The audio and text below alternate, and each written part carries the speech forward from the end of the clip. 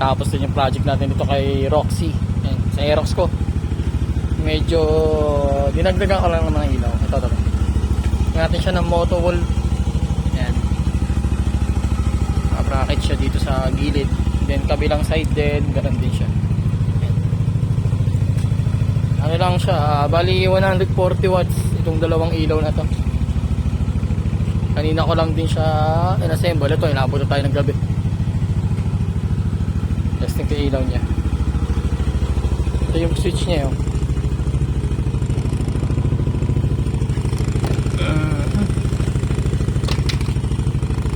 Yan.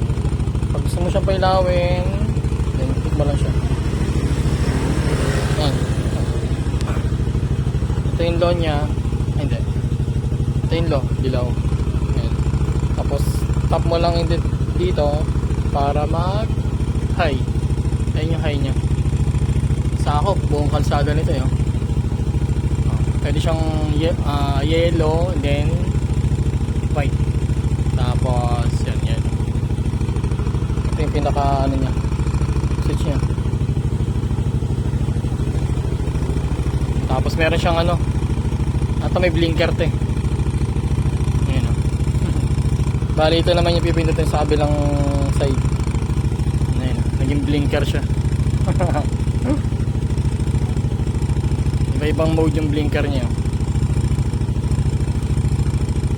Ayan o. Ang ano natin, pwede ka na mag-endurance sa ilaw na to.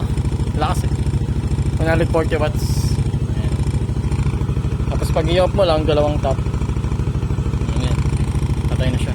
Tapos ang ginawa ko rito, yan, sinabay ko sa high yung ano niya, yung high ng MDL ko. Yan, high ng headlight ko, sinabay ko dun sa MDL niya.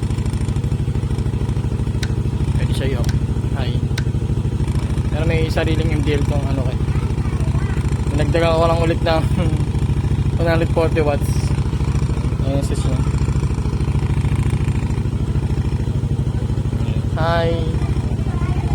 High and low. Ayan.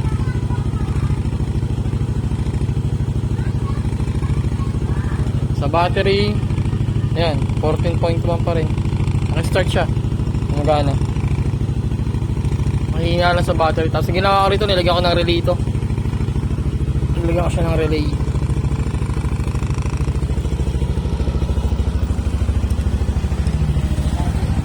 Tsura niya.